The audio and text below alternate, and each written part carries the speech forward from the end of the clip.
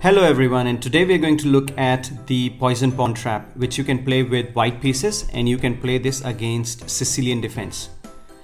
This trap has a lot of variations, so let's check it out.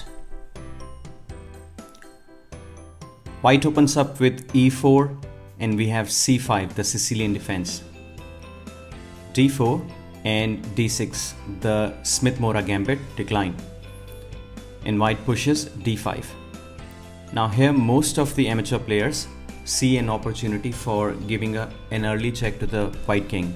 So queen to a5 check, and then we have bishop to d2, blocking this check and attacking the queen. Now queen to b6, and with this queen to b6 move, black is attacking the pawn on b2. We have knight to c3, and it looks like this pawn will be easily captured by black. But let's see if it's a free pawn or if it's a poison pawn. So we get queen captures b2, and we attack the queen with rook to b1. Now there's only one square for the queen, queen to a3. And now we'll attack the queen with knight to b5. Now you can see we are attacking the queen with the knight, and also we are threatening to fork the rook and the king. So the only two moves for queen are either queen can capture the pawn on a2 or queen can move to a4. Now let's see what happens if queen tries to capture the pawn on a2. So queen captures a2 and we attack the queen with the rook to a1. Only move queen to b2, and we have bishop to c3. And now you can see that this queen is trapped. Queen has to capture the rook, queen captures a1, and queen captures a1. And you can see that we've already gained a huge advantage early in the game. Now let's see if after knight to b5, queen decides to move to queen to a4.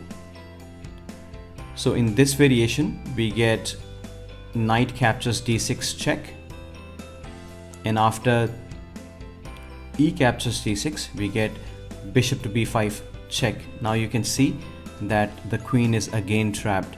We are forking the queen and king with our bishop. And this bishop, if black decides to capture this bishop with the queen, we will simply capture the queen with the rook. Now after knight captures d6 check,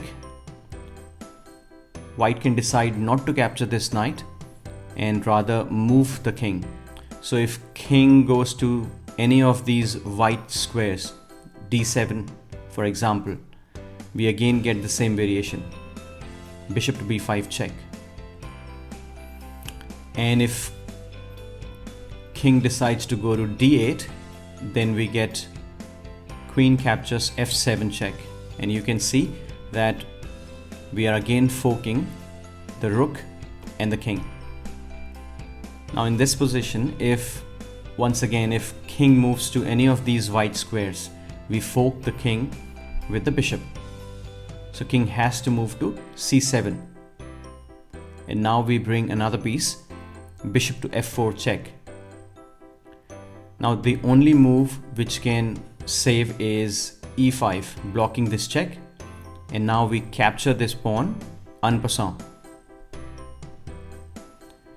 And with this move, you can see that king is almost trapped. King doesn't have any squares to move. So here, bishop to d6, blocking this. And I'm pretty sure you all can find the checkmate move. Yes, it's queen captures d6 check, and it's mate. So friends, this was poison pawn variation. I hope you enjoyed this gambit. Let me know in comments if you have ever played this game. Thank you.